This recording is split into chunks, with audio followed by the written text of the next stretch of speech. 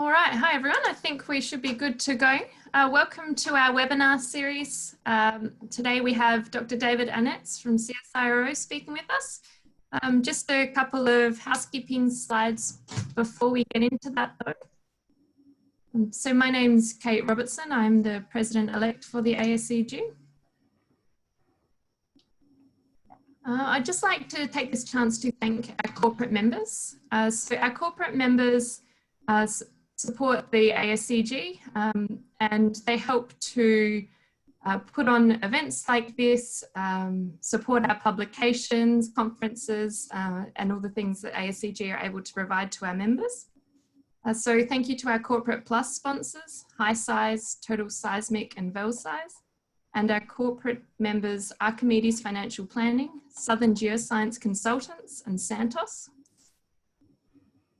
And also thank you to our branch sponsors who generally help to support the local events that are being held, which are currently online, but hopefully will soon go back to being face-to-face. So we've got sponsors for the South Australian Northern Territory, the New South Wales and the Western Australia branch. So thank you very much. We really appreciate your support. And if anyone's interested in becoming a sponsor, then don't hesitate to contact us and you'll find contact details on the ASEG website.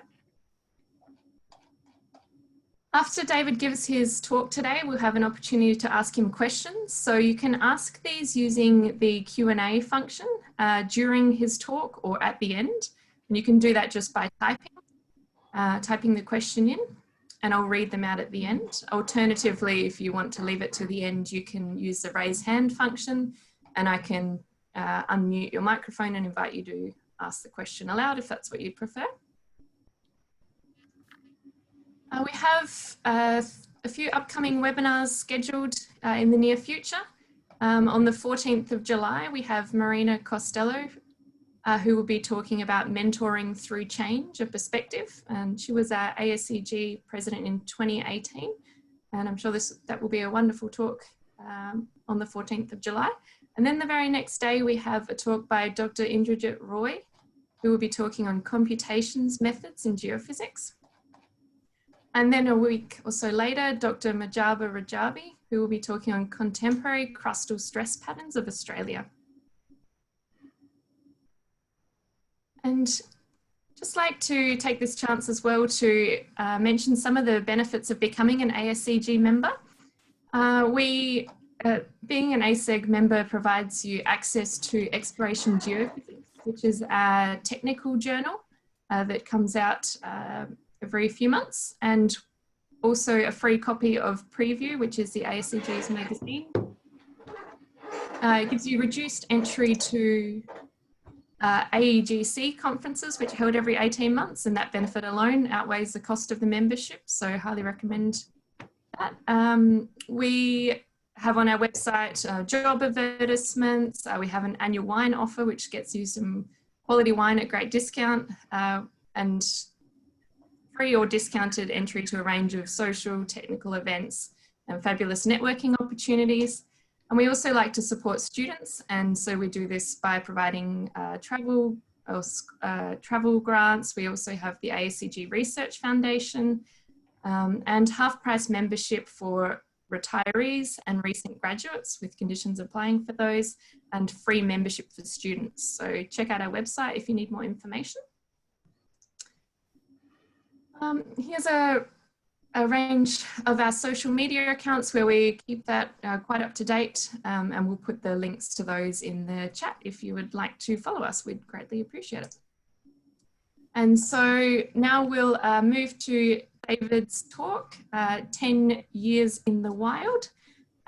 So David is our current ASEG president, and he's been with CSIRO since 2007. And the talk that he's giving today is an expanded version of one that he gave at the AEGC conference in 2018, and looks to be very interesting. So I'll turn off my screen sharing and pass it over to David. So thanks, David.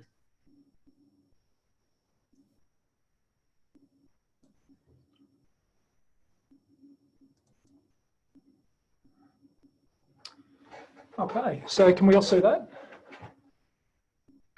Yep, just need to full screen it. Full screen it. Yep, perfect. Bingo. All right. So thanks heaps for that introduction, Kate. So with all the working from home amongst COVID and that sort of stuff, I thought it might be worthwhile revisiting a talk that I gave in 2018. This is about some software that was released by CSIRO, and I thought since people were at home, it might be an opportune time to bring it to people's attention again. So this is an expanded version of a talk I gave at the AEGC conference in 2018. So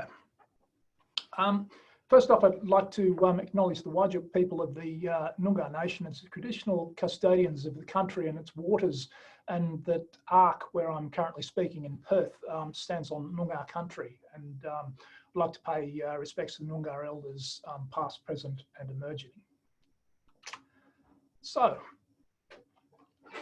I'd also like to start by acknowledging some input from colleagues from CSIRO and industry, in particular Kim Frankham and Ron Palmer. I'd like to acknowledge the industry sponsors for supporting 6 3-ish long year-long projects culminating in these codes. I'd also like to thank my co-author, Joe Kukutsa, who's on the line. With AMIRA International and now with industry C2I, Joe was responsible for liaising with many industry partners over those projects, and with CSIRO's electromagnetic modelling group, who's the last lot I need to acknowledge. Mainly Art Raish and Fred Zheng, but of course others such as Glenn Wilson, Zhonghu Zhong and Neil Flood, who made substantial contributions to the code base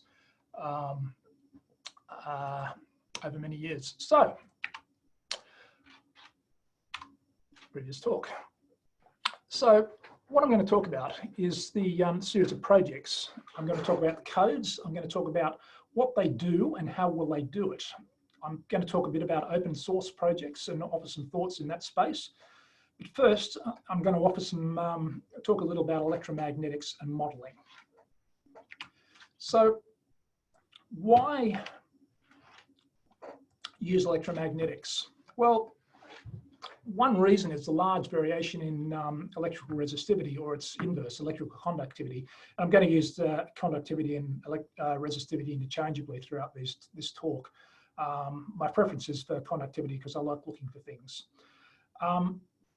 In typical Earth materials, so the image on the right, taken from Palaki's chapter in volume 1 of Nabigian's Bible, the First Testament, shows variation in electrical resistivity over 7 decades. And over those 7 decades, there's a reasonable degree of differentiation between those materials. For example, based on resistivity alone, we can differentiate massive sulfides on the top left from the host rocks. So we can interpret so what that means is we can interpret our measurements in conjunction with some geological knowledge to assess the structure of the Earth in order to find out things such as where ore bodies might lie and also fresh water. So another reason to use EM is that we can use an active source. And although we can employ passive techniques such as MT, which is currently in vogue, active sources offer some control over signal to noise ratios and polarization. We can interpret results based on a particular primary field vector. So why do we need modeling software? Well, it turns out that measurements are only related to the underlying conductivity variations. They're also related to variations in current, in transmitter current, in transmitter height, in receiver position, in receiver orientation, in servo direction, and also to variations in culture. For example, I'm showing here some data from line 41750 of the Patterson survey. And I show inline component at the top, which is, in this case, is the direction from left to right across the screen. I'm showing vertical component data, which is looking downwards in panel B. And it's easy to see some variation in those things, but only some of that variation is directly related to the conductivity variation. it's very difficult to determine whether some of those variation is related to, say, variation in underlying topography, which is plotted in panel C along with survey height, whether that variation is related to variation in response rather is related to variation in transmitter orientation, and I showed transmitter pitch and roll in panel D, or whether it's related to variation in separation between the transmitter and receiver, which is shown in the base panel. And the issue is that all of these variations are non-linear to varying degrees. So what that means is you cannot directly interpret what those data mean. You've got to model it. Which brings us to, modeling.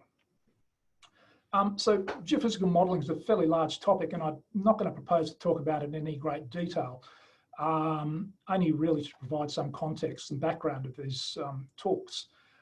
So I'm going to brush over the surface and draw very heavily from slides presented by Steve Constable during his 2018 ASEG Distinguished Lecturer World Tour. So geophysical modeling is the process of recovering a model of the Earth from measurements. And using EM, we're going to characterize the Earth as a distribution of electrical resistivity. And so I have our data, we have some data errors, misfit, we have a regularization, some initial knowledge, and we have a model that we're going to describe some way, and we can throw them all into our inversion algorithm and somehow link the model with the geology. We can also note right here that there's no particular requirement on the structure of the model, and nor how we're going to find it. And for that reason, you can consider geophysical inversion very much a philosophy. So we haven't spoken about how we're going to parameterize the Earth, and this is our model. So in general, given model parameters M and independent variables X, we can predict the, and some functional F, we can predict the model response, which is written here as D. So our functional can vary in general from quick to complex, from some simple to complex rather, from quick to slow, and from common to rare, all through 1D, 2D, and 3D models. And forward model is just simply the process of going from model space to data space. So inversion is the going the other way around. So the process of recovering our model from our data. So there are essentially three ways of proceeding here. We can use analytic solutions, but they're pretty rare and in general pathological. So we tend not to use them. Conventionally, we use deterministic methods such as steepest descent, constant gradients, quadratic programming, etc. Or we can go stochastic, in which, for example, the Bayesian parametric bootstrap, Monte Carlo methods, Markov chain Monte Carlos, and various genetic algorithms. In the second case, we infer models based on statistics of their parameters. So in seeking our model, we need to be mindful that we're unlikely to have accurately parameterized the Earth. And this might sound a little pessimistic, and in some sense it is. Nevertheless, physics-based models are a pretty powerful mechanism through which we can understand the Earth. So we should look at the Earth and some of the models that we might try to use to understand it. And these are the functional F from previous slides. So 1D models. So I'm going to base this section on a general model of the regolith, which has been taken from McQueen's CRC Liam Guide to Mineral Exploration in the Cobar area of New South Wales. And in this case, I've highlighted two sections which might be amenable to interpretation using 1D methods, 1D models rather. In 1D models, conductivity varies only in one dimension, in this case vertically. So despite this, 1D models are often used to interpret data which are known to contain 2 and 3D structures. One advantage is they're simple, they're quick, but they might not necessarily be particularly correct. The next level of abstraction is a 2D model. And 2D models assume that the only variation in the model is along the flight line and vertically.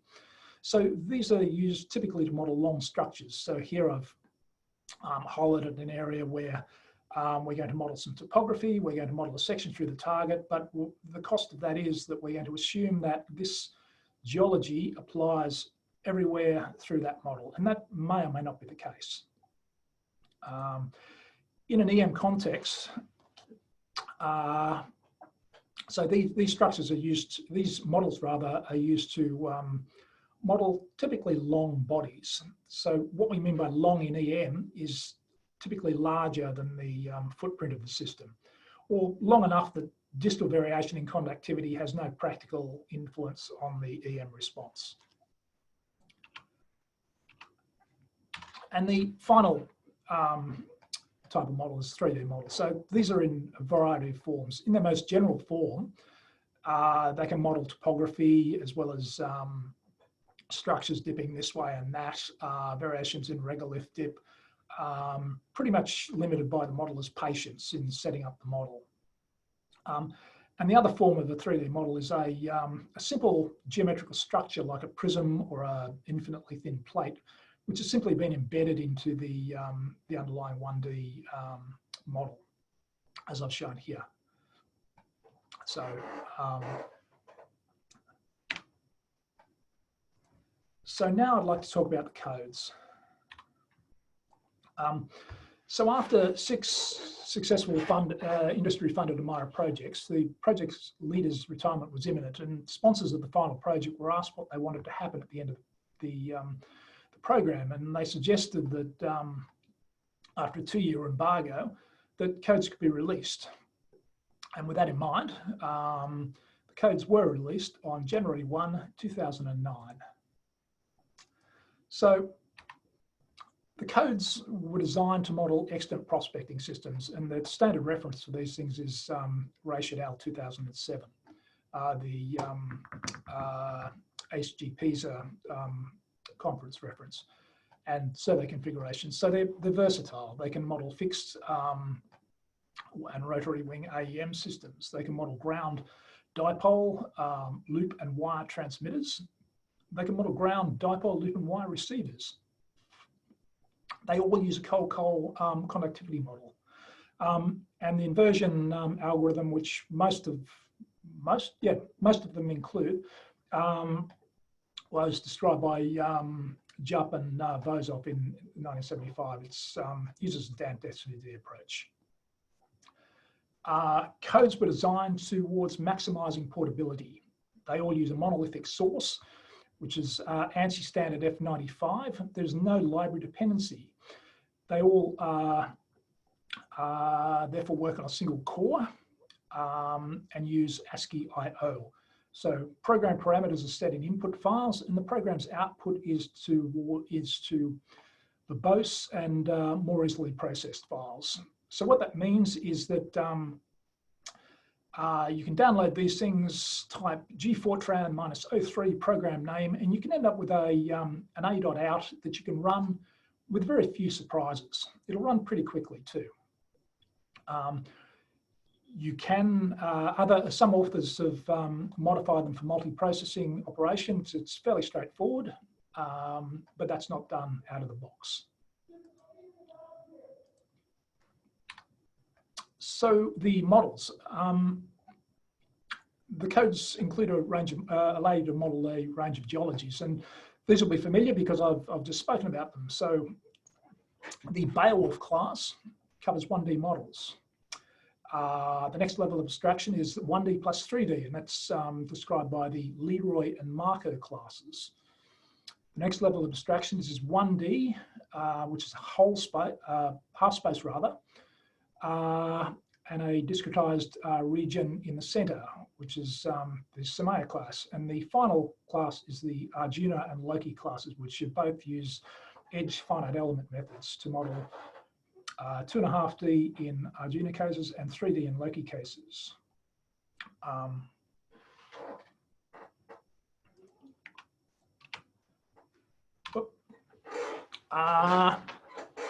Still on the project, on the program metrics, I show release size in kilobytes here and program size in 1,000 lines of code.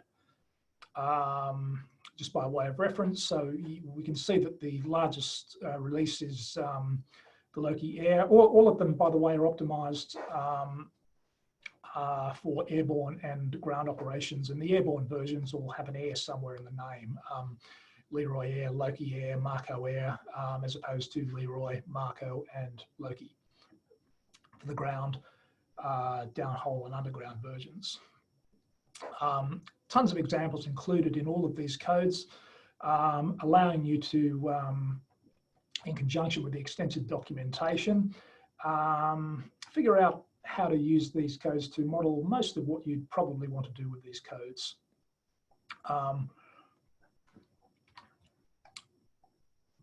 So how good are they? It's conventional when you bring up any mention of programs to talk about how accurate they are. So that's what's going to happen next. Unfortunately, comparison between codes isn't that simple. Different approximations implied from physics. For example, some codes don't account for strike angle.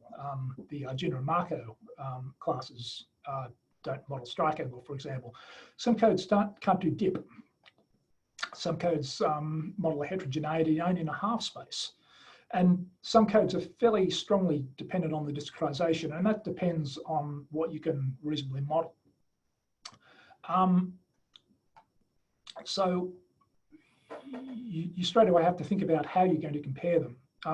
Nevertheless, we can construct a fairly simple series of models that overlaps most tested models. And the conventional way of proceeding is to compare profiles and then to compare the response at selected stations, decay curves. So that's what's going to happen now. The model that we're going to use is has a 50-meter thick regolith. We're going to model a single vertical target, which is at a depth of 25 meters below the regolith, or 75 meters below the surface of the Earth. Models Z equals 0 level rather. The target itself is 100 meters wide. It's 1 kilometer long and it's 10 meters thick. The target resistivity is standard at 0.010 ohm meters. So the target has a conductance of 100 Siemens. And over the next few slides, I'm going to vary regolith resistivity.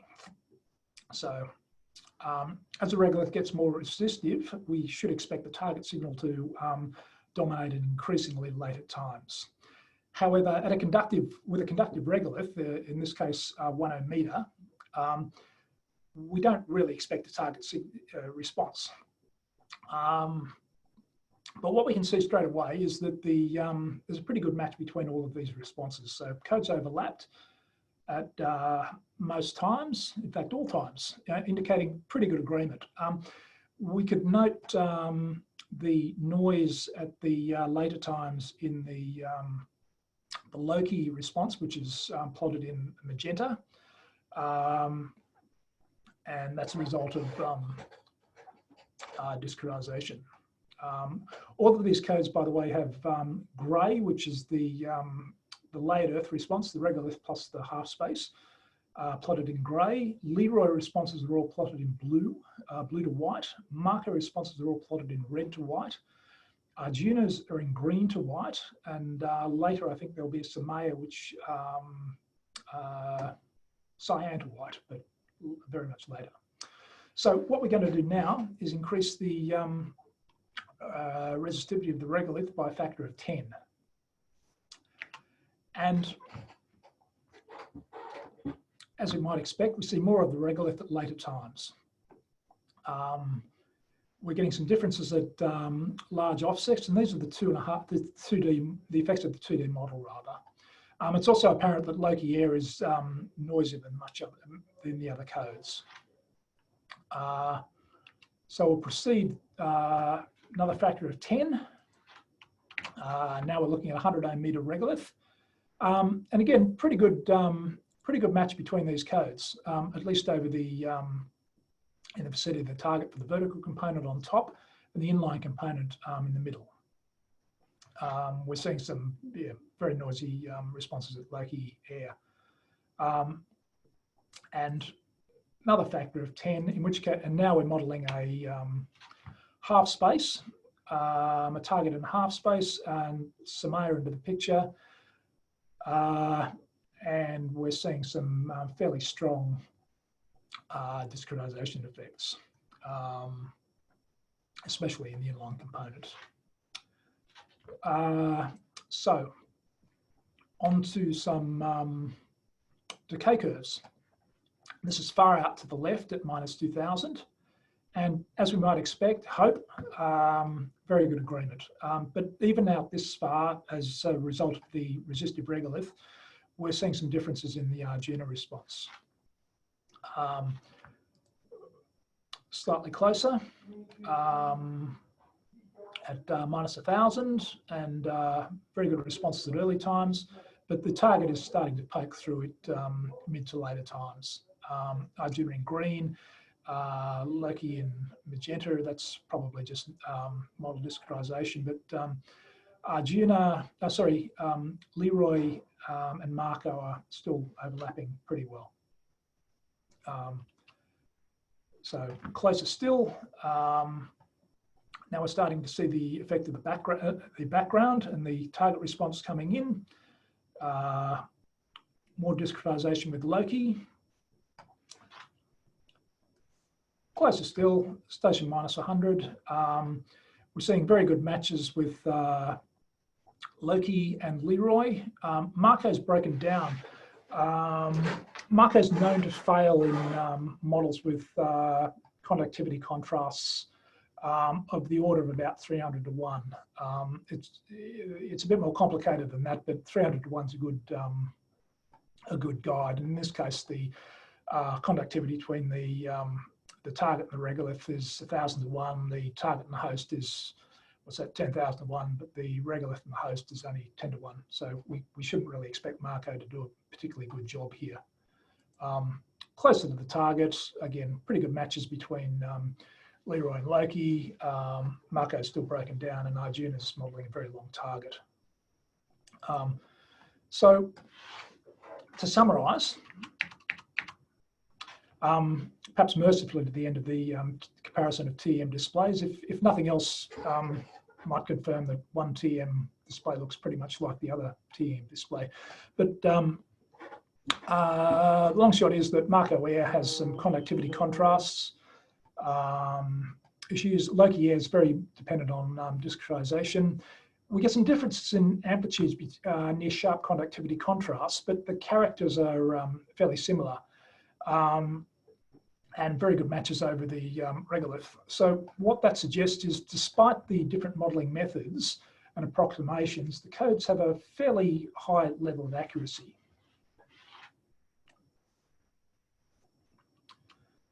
So with that in mind, I'd like to move on to the previous 10 years, what the codes have done in the wild. And the codes have been in the public domain for about 10 years, and it's interesting to see how they've done. Whether we did a good thing whether CSIRO and the sponsors rather did a good thing by releasing them. But unfortunately, there doesn't seem to be a consistent idea on how to measure these, measure success. However, there have been a few studies, and so we're going to use some lessons from those studies to assess the success. So even before we start, one of these studies, Schweik's in 2013, considered that only about 15% of just under 11,000 projects were successful in some sense. So of the nearly 11,000, about 1,500 projects had a successful release. So let's just keep expectations low. Some of the criterion, here's another study by Gapanchi et al. In 2011.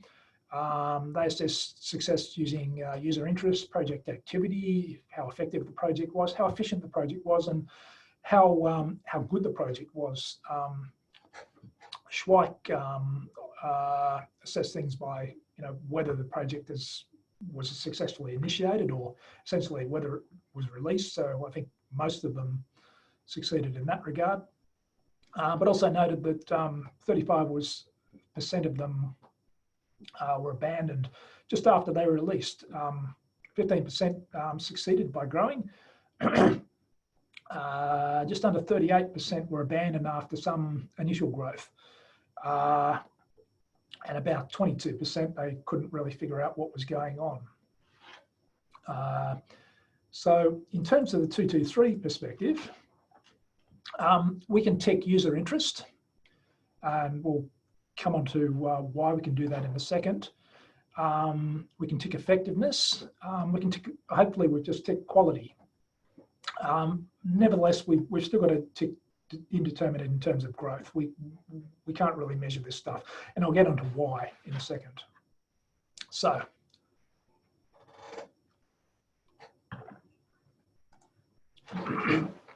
the reason we don't really know how these codes are growing is that although we can track down the number of downloads, there's no guarantee that the downloaded codes are actually used.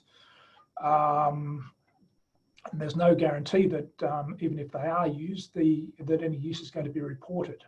They could be used internally, and we would not know that because you can download them and inspect the source and find that there's no spyware in them at all. There's no call home feature. So we just don't know, other than trawling the literature and anecdotal evidence. Nevertheless, we're going to power on. So since 2008, we end up with these references. So there's been about 72 papers and conference talks that I could find, and they're broken down as follows. Most of them are in Beowulf and Marco,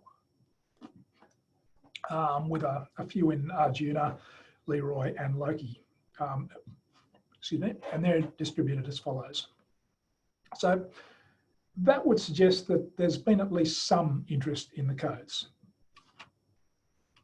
I started a Sourceforge page when I released the codes, and these are stats from then. And as you can see, there's been some interest, some moderate interest over that time from all over the world. So it would be reasonable, I think, to say that in some sense the code release has been successful.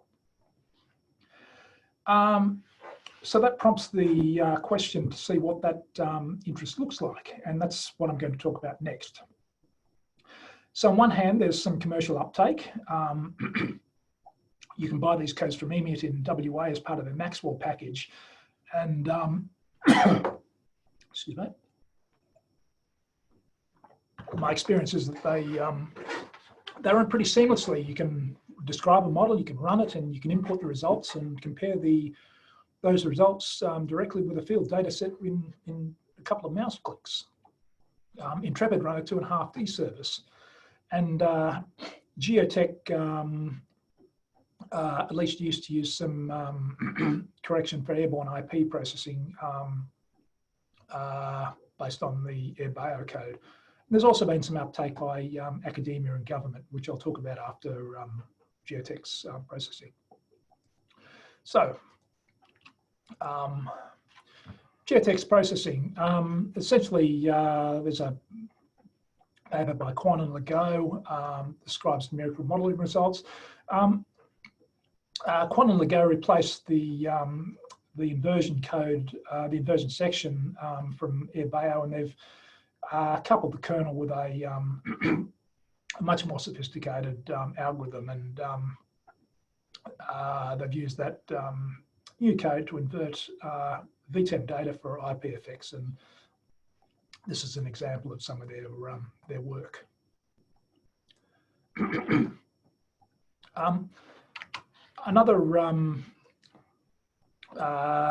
instance of government uptake has been from the Finnish Geological Survey.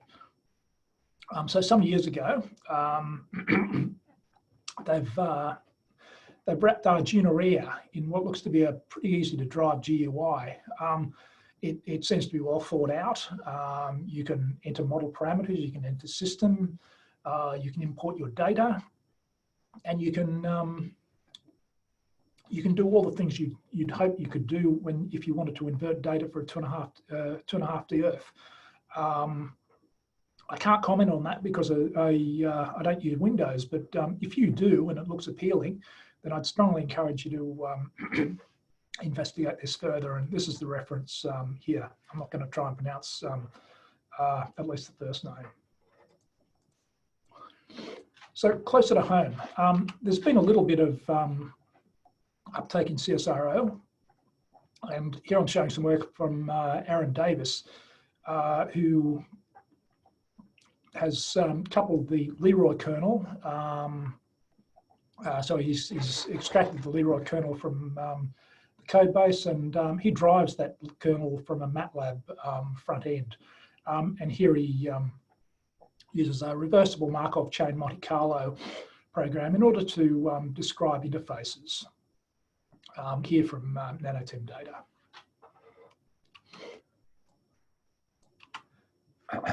Sorry. Another use has been in CSIRO's Bayesian ecological inversion initiative, which is described in a few papers by Hauser et al. And we use the Airbeo kernel in a Bayesian parametric bootstrap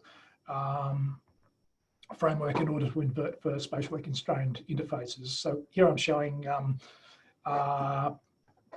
the layer containing the pay layer channel around the Kintyre ore body, Kintyre uranium deposit in WA. And the on the left and the panel on the right shows the uncertainty in depth. And it's interesting to note here that the uncertainty increases in deeper parts of the model, as you'd pretty much expect. So what that gives you is essentially a data-driven approach to any question around depth of investigation. More work by Hauser et al. So they used the uncertainty in structural variation to drive a bunch of ModFlow models. ModFlow is a USGS program that models groundwater flow. And from that, you can derive the uncertainty in water volume based on structural uncertainty. And you can use that to locate wells and derive sustainable pumping rates in those wells. So in this case, for a well located at the circle in the center panel, you can figure out the most likely sustainable pumping rate is around 200 cubic meters per day. So that allows you to use the programs to figure out whether you have enough water to support a mining operation. And you can do that from based on an AVM survey right at the start. The third example is probabilistic inversion of basement conductors. Here we use the Airbeo kernel to describe the layered earth component and the LeroiAir kernel to assess whether basement conductivity anomalies can reasonably describe by inductively thin plates. So these are geothem data from Warford Creek. And our results are in panel B on the left, and they're pretty favourable comparison to the results of other authors. And here I've shown some results from Jim McNay on the right. This is Jim's 2015 paper using his rapid plate modelling technique. So to conclude, some but not all of the codes have been used by industry and academia, and some have been developed further. So in that case, you could, in that sense rather, you could make a pretty fine case that the 223 code release has been successful. However, by some metrics, it's also fair to say that the code release is yet to transition from a simple collection of codes to an open source project, which I believe the sponsors intended. So I'd like to spend some time on this last point. So it's natural to ask how the codes might transition from a collection to a genuine open source project. And Schweik offers some guides. Fundamentally, we need to ask, what does industry and academia want out of these codes? Something, anything, nothing. Projects need to be administered. For example, milestones. One way might be to define milestones such as bug identification, fixes, and to develop a roadmap for adding features. Clearly defined licensing, you need to know how you can use these things. And they cryptically offer financing helps as another one that helps you transition. So I'd like to talk a bit about the financing helps bit. So despite being freely available, open source codes aren't actually free, and it might help to think about how you're going to pay for them. Essentially, it comes down to time. Investigating bugs, for example, isn't free. Unless you do them yourself, there's no guarantee about updates. But in the sense that they cost very little to download, to study or to run, the codes are certainly free. But much like a free beer, it's fine if you're after just the one. So it might be worth highlighting some successful open source business models. One is the Red Hat model. So you can use the software and for free, but if you need any support from the guys who wrote it, then it's going to cost you. Another one is the hosting model. So we maintain the software, we maintain the hardware, but it costs to run your data through that software on our hardware. Another option is restrictive licensing. For example, the Qt cross-platform development framework has different licensing depending on whether you're a hobbyist developer or a commercial developer. It used to be that hobbyists got in for free, but commercial developers had to pay, and there was no changing once you'd chosen one of those two pathways. It may have changed since. A fourth option is the open core model, where the core functionality is offered for free, but any specialized additions cost. And the other one is hybrid licensing in a single licensing. So add features as you need. So final two slides. Assuming you're still interested, there is a single hoop to jump through in order to get the software, and this is the fine print up the top. The gist of it is threefold. Use the codes how you want, but tell people who wrote them and where you got them. And the answers to those questions are CSIRO and AMIRA International, respectively. The codes don't use any of the 200 odd open source licenses. And the third disclaimer is that despite lots of testing, the codes may contain bugs. Nobody's guaranteeing to fix them, nor even to tell you what they are. The codes have limitations as well. So, following this QR, we'll get you the codes, and that's my talk, and I'm happy to take any questions.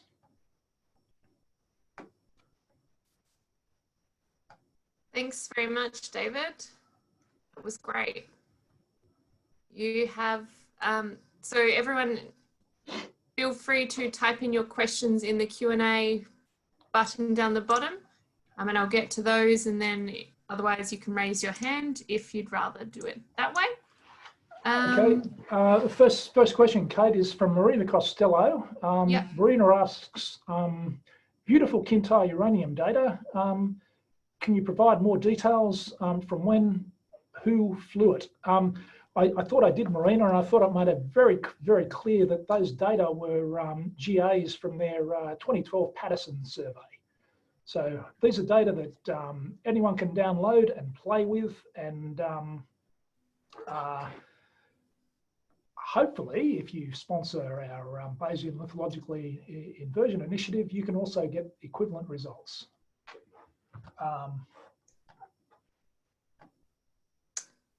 Great, thanks, David.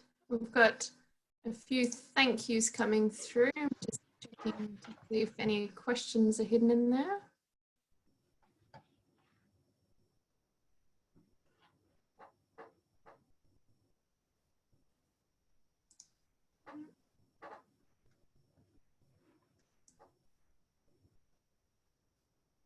So those codes are available. Does that QR code take you to a GitHub account or something? Or it takes you to AMIRA's website where you sign your life away on that using that fine print, and you can then download them. You can download the codes individually, or you can download them as a bundle. As I said, they all come with examples and documentation.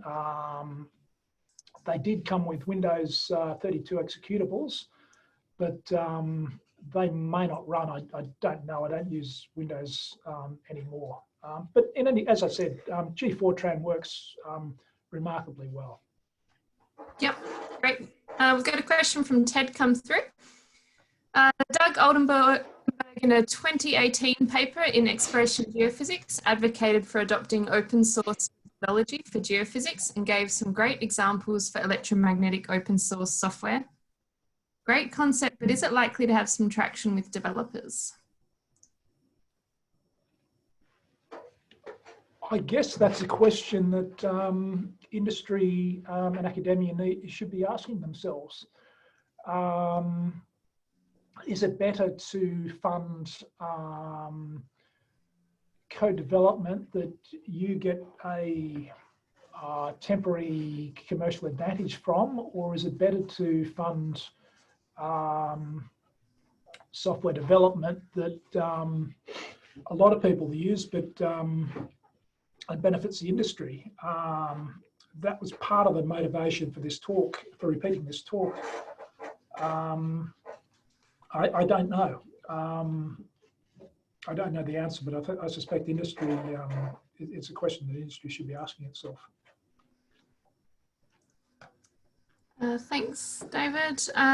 Koya Suto, thanks you for the talk and asked what's the next step in your plan? Next step on my plan. Oh,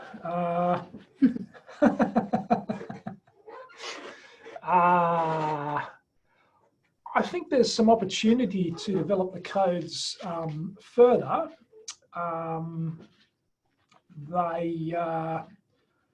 They could be modernized, and that modernization would allow, assuming it were put into the public domain, the results would allow, would make it easier, for example, to wrap the kernels in different languages. You could say keep a Fortran 90 kernel, but you could use a Python if you like, or TCL/TK GUI if you're that way inclined. I think there's ample opportunity to develop more models to improve them. There's bug fixes, of course. It comes down to time and to support from industry for those bug fixes and development. Thank you. Philip Schmidt, Dave, I gave a talk on magnetics a few years ago at an ASEG meeting. Someone asked what happened to Brian Embleton. I might turn that around and ask what happened to Art Rate. What does CSIRO do to its old geophysicists? I'm close to finding that out, Phil. Art is still around. Art's in retirement, I believe, on Sydney's North Shore. People run into Art every now and then, and he does answer. He does write letters to the editor of the Sydney Morning Herald and also to the Australian. But he's still around. Great. Millicent Crow. Hi, Dave. If you had an unlimited budget and time, is there anything you would change, have focused more on, or developed further in the codes? I guess this is a part of another part of Koya's question. I think the codes were developed at a time. I think if you were doing it now, you would take a different approach to it. You would probably base things more on libraries than on custom written code. That's a feature and unfortunately a cost as well. So while Freddie and Art spent many, many years optimizing the linear algebra solvers, and they did a really good job, you might question whether those efforts are equivalent to the hundreds of workers, hundreds of specialist linear algebra mathematicians around the world. I think the discretization's always been an issue. 10, 15 years ago, auto meshing was not nearly at the stage where it is now. So now you would likely develop these codes based on an automatic mesher, G-mesh, for example, or triangle with 2D meshes. You've got a lot of questions coming through here, David. Making you work for your money. David, this is from Andrew Thompson. He says that he uses the LeroiAir software regularly from within Maxwell, and he thinks that many others do also, and that you could probably consider this software as mainstream, and it would be difficult to determine how many people use it just based on downloads. It's not actually a question, but did you want to comment on that? Or? That's a fair point, Andrew. I don't know that anyone from the EMIT crew is online. Maybe they could offer some comment on their Maxwell licensing. Yeah, you may well be right. Millicent, I don't have a favourite. All right.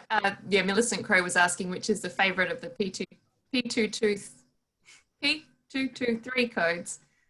David doesn't have favourites. Kim Frankham, Dave, given the bugs and work involved in finding them, wouldn't it be better if we work as a user group to share bug reports? At the moment, they go to you. As consultants, we're not defined by our tools, but what we do with them, so it's not a real competitive advantage. That's a fair point, Kim. But you would have a debug code.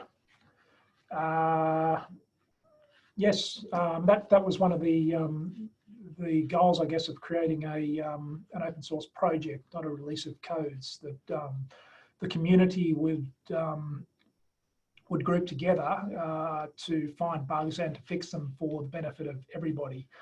And I see that the EBC crowd has gone down a similar route, and I wish them the best in that. Maybe they'll do better, maybe not. They're only 2 years, I guess, 2 to 3 years into their release, but I don't know how well it's going. The next question from Asborn Christensen. What happened in January 2016 when the number of downloads of the P223 software apparently went supernova? I don't know. I have no idea, Asborn. Yeah, no idea. Okay. Peter Lepong, great talk, David. Good effort for software developer and availability of open source. Resistivity or conductivity is difficult to interpret when faced with soft or hard material on shallow surfaces like geotech. Any suggestions, Dave? I guess add some geological context.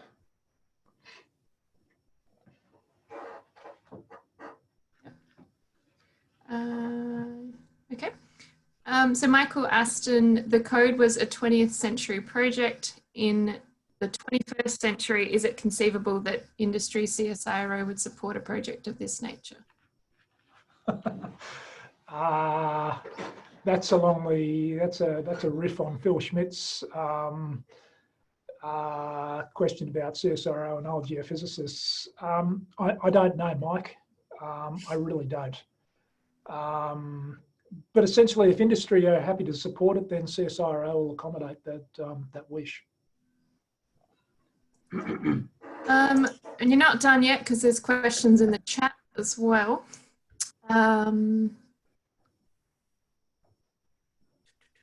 Louis Palome thanks you and says it's a great summary of successful AMIRA project and it was definitely worth persevering. Mark Duffett, in addition to conference papers and journal publications, did you look at open file commercial exploration reports to assess take-up? I did not, Mark, no. Limited time, limited budget. Okay, have I missed any questions? No, I think that's all. So you've done a great job. I think you've answered 11 or so questions. Thanks very much, David. That was a great talk, and this will be available on our YouTube channel in a few days' time, I assume. And yeah, I think on that note, we'll leave it there. All right. Brilliant. Thanks, Fate, for hosting, and thanks to everyone for your interesting questions. I hope you got as much out of it as I did. Thanks. Bye.